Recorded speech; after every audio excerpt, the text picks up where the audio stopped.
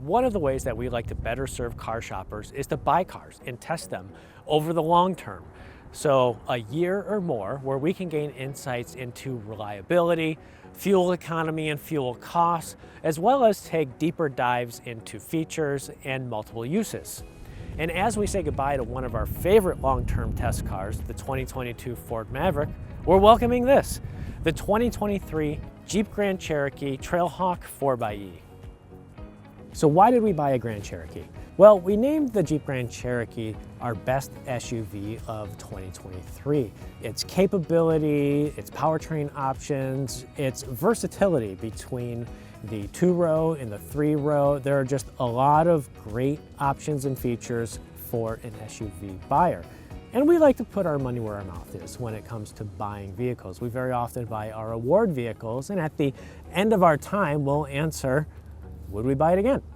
So the Grand Cherokee, we wanted to go after the Trailhawk because it's the off-road version. It lets us do some off-road tests. We also wanted the 4xe. And for 2023, the Trailhawk is only available as the 4xe, which is the plug-in hybrid electric vehicle. Now that combines a gas engine with the electric powertrain to give you 26 miles of EPA rated range before the gas engine kicks in. Our car, as tested, was $73,000, which is a lot, but we wanted 3 packages, very specific packages that were hard to find, but we were able to buy it with these packages.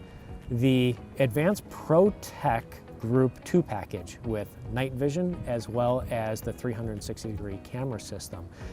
There's also the Luxury Tech Group 3. Now that has the rear window shades, the hands-free power liftgate, and other options. And we also wanted the rear seat entertainment group.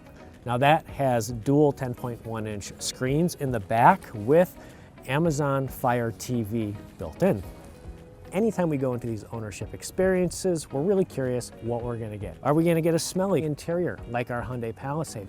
Or are we gonna get rust-colored water in our driveway dropping from our recently washed F-150? With the 4xe, we're really curious about the electrified powertrain.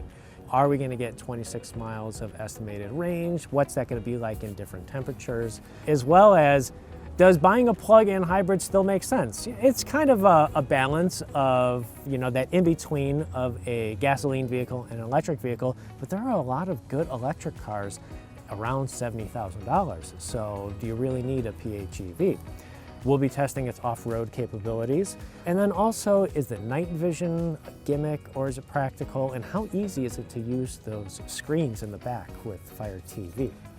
Perhaps the biggest question though is reliability, because we've owned a Jeep before. We had a 2014 Jeep Cherokee that needed an engine replacement at 13,000 miles, which was covered by warranty. So we're extra curious, will we have similar or different issues or no issues with this Grand Cherokee?